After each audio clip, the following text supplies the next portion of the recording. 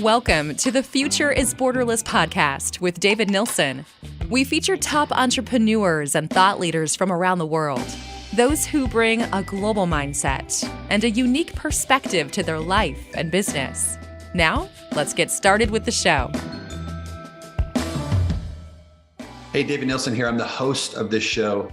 Here I connect with business leaders from around the world who have what I like to refer to as a borderless mindset. And these leaders share ideas, innovations, experiences, and ultimately helping us build best practices that will help us lead and grow in a rapidly changing world. Past guests we've had on the show include Amanda Knox, Lex Sisney, Ben Elowitz, and many, many others. Now, today's going to be a little bit different. Instead of me interviewing our guests, we flipped the script, and I have Chad Franzen here from Rise 25, who has done thousands of interviews with successful entrepreneurs, investors, and CEOs. And that's how we're going to move forward today. So Chad, welcome to the show. Hey, David, thanks so much. Great to be here. I appreciate the opportunity. Before we get started, I'll let everybody know that this episode is brought to you by Doxa Talent. Doxa Talent helps businesses to source full-time, highly skilled workers from all over the world. And as a result, these companies can scale faster, increase margin, and improve culture. The most common roles that they help companies fill are virtual assistants, finance professionals, sales and service, help desk, and even software engineers. To learn more about how Doxa Talent can help your business leverage borderless talent, go to doxatalent.com. Hey, David, thanks so much for allowing me to be a part of this. Let's get into what you guys do for your clients and maybe past clients that have used you and benefited from your service. Tell me about one client maybe that you can think of and how they found you. Yeah, well, so my business, Doxa Talent, helps entrepreneurs, business leaders from all over the US, the UK, Australia, to build high-performing global teams. These are dedicated, highly skilled workers that are working in their business and with their clients and team members. As you know, today, there's this war on talent. There's a shortage all over the world. And leaders, when I talk to them, are worried about whether they can find talent. If they can find it, they're worried about can they retain it, and also if they can afford it. And so we provide this unique opportunity for them to augment some of those challenges. We work with lots of different types of companies. One that comes to mind for me specifically is a food services business that came to me about a year ago and said that they needed to scale up their accounting department, but like a lot of businesses, they were struggling with the demand you were seeing because of COVID and their need to scale up. And they thought that we represented a really cost-effective way for them to build more capacity in anticipation of future work. So it was an interesting one because when they came to us, their team was a little bit concerned about the idea of working with offshore talent and what it meant for them, what it meant in terms of security. Could you really find highly skilled, dedicated individuals? And we work with that team to actually build out multiple accounting professionals that could be instantly installed on their team and give them that capacity to go ahead and continue scaling as an organization. But it wasn't an easy one at first because there was a lot of apprehension on their part. Yeah, what were some of the questions you got from them in the beginning, if you could recall? Well, one of them was, can we find people that understand U.S. accounting? That was a big one, obviously, because when you're talking about hiring people that are going to do that type of work, you want to make sure that you're not having to teach them the basic fundamentals. Otherwise, you just go find someone fresh out of school. Another one was like the time zone. Could we find somebody that would work at least some of our hours so we didn't have to worry about exchanging information via email or videos in off hours? Another one was, simply based on cost and turnover. Like, would we be able to retain these people long term? So there was a lot of the questions initially that they had that we had to just sort of overcome one by one. So what were some of the, since they were lacking these people doing this for them, what were some issues that they were having? What was things like, paying people on time, right? It was making sure that, when they received invoices, they were processed, put in the system, and then paid on time. Another one was making sure that they got their financials closed out at the end of the month in a timely manner so that they could make good business decisions with accurate real-time data versus waiting, weeks and even months after the fact. So those are a couple of the, what I would call the symptoms of the capacity issues. And then what did you end up doing for them? Well, we ended up hiring a couple of individuals to join their team. So what's really interesting about the Philippines is that there is abundant finance talent. So in this particular case, they were, curious, would there be people there that understood US accounting? The answer is emphatically yes. And in fact, what's really interesting is a CPA designation is also relatively common in the Philippines, whereas that is like a unicorn here in the US. It is something that you can find relatively easily in the Philippines. Now, I don't want to represent that they're the same CPA, because a Philippine CPA is not exactly the same as a US-based one. But the reality is it is definitely a skill set that can be implemented immediately within generally any organization. What was the outcome then for this client? Well, I mean, it's the symptoms that I talked about earlier, those have gone away. And what's actually interesting is they've had leadership turnover.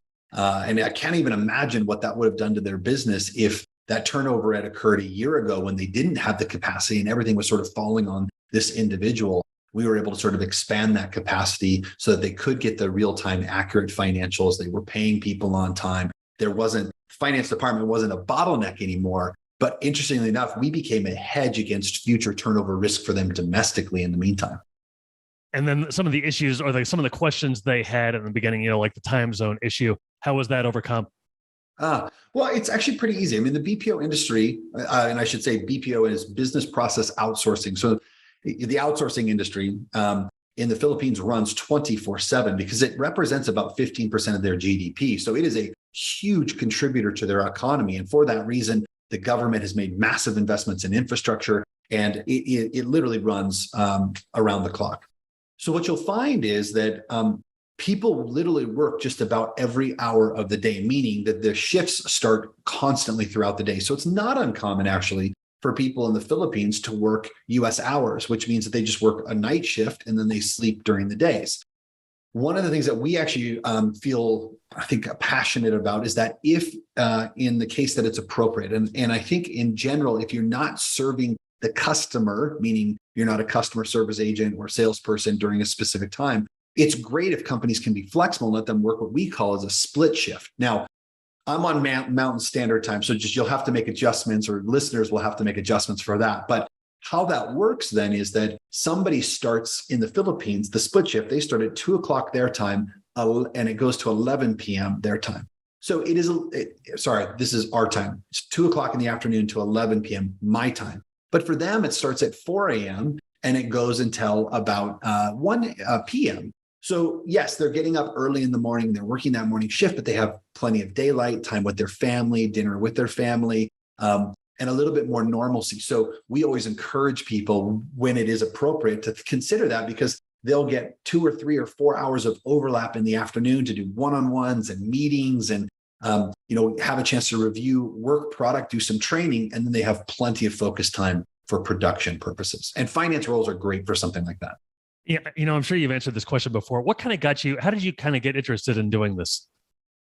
Yeah, it's funny. So right now I live in Boise, Idaho, but for the last 25 years, I've been in Bellevue, Washington, or Seattle, Washington, where Microsoft and Amazon and Costco and Boeing and these mega employers exist. And there's only 800,000 people within the city of Seattle. And so there's this huge amount of demand for that talent. And for that reason, over the last decade, you've seen the cost of living skyrocket, income has skyrocketed, and people have had to move further and further outside of the city in order for them to be able to afford to live. And, the reality is it's one of the worst places for traffic in the entire country. And so, I had this business, there was 100 and some odd people, downtown Bellevue, Washington, and we had people that were commuting 2 and 3 hours a day to work for an 8-hour job.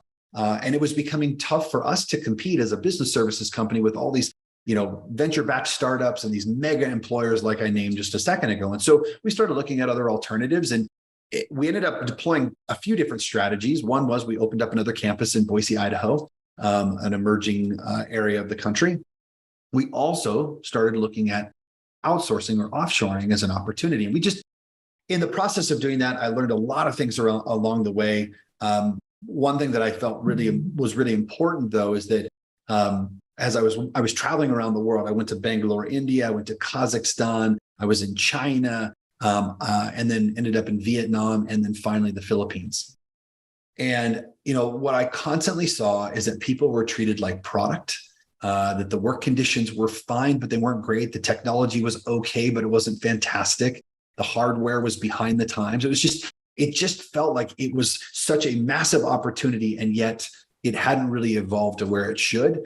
And then there was this big gap in the market in terms of, there's lots of companies out there that want to support businesses who want to hire 100 to 500 to 1,000 people or willing to sign multi-year contracts. But for small business owners, there wasn't really anybody there that was like, yeah, go ahead, hire one person, get it right, and then you can scale from there. And so over the course of 5 years offshoring, we finally decided, you know what, it's time for us to do this our way, in a way that lifts up the communities that we're working with and still represents this amazing opportunity for small business owners. So you personally have interacted with, the people from different cultures who are being hired offshore. Yeah, many times. Yeah, and it's interesting. Most of them are very grateful for the work, but you can tell there's still this sort of gap between, I go to work for this outsourcing business and I'm just sort of a number. And what we wanted people to go to work and know that they were working in our business and with our clients, but we were still taking an interest in their personal development. We were taking an interest in making sure that they were learning more so they contribute more, so they can earn more. And that we were creating a culture that valued them as people first. And we felt like if we did that, if we became a destination employer, and we're really more the conscious capitalist in this industry, that we would become a destination employer. And that would mean we would have the best talent, and thus our clients would get the best value. Final question for you. What do you find most enjoyable about doing this? You get to interact with your clients here, you get to help solve a problem, and you get to interact with people from other cultures. What do you find most enjoyable? Well, because I'm an entrepreneur, I'm going to break the rules, and I'm not going to give you just one. Okay. I actually think you hit on a couple of them. So first, but by nature, I'm a problem solver. So getting a chance to work with, the other day I was talking to a company that is a franchisor, and they're having some real challenges building out their sales and service center to support their franchisees naturally, I should say. There's a software firm that we're working with right now who's had a hard time recruiting software engineers because there's this sort of pressure cooker here in the US, and they're needing to augment those recruiting efforts. And that to me, like getting a chance to go into a business and understand what's working, what's not, and thinking through what are the ways that we can sort of help them solve this in a unique and interesting way that helps them scale faster, but reduces cost as a percentage of as we go. That to me is really exciting. But I will say this, for me, the number one sort of thing that I enjoy most is meeting our people in the Philippines. We've also got people in Vietnam, and just seeing sort of how their life has changed since coming to be a part of Doxa Talent. We say we want to be a destination employer. We say we want to take interest in their development, but to really feel that that's coming to life from them and just sort of see how it's impacting them and their families. That to me is my favorite part. Great. Hey, David, I really appreciate the conversation. Thanks so much for letting me be part of it. Oh man, it was great to have you back on the show. Hope we get to do it again sometime. Absolutely. So long, everybody. Thank you for listening to the Future is Borderless podcast with David Nilssen. Be sure to click subscribe to future episodes so you can hear from more top entrepreneurs and thought leaders. And we'll see you again next time.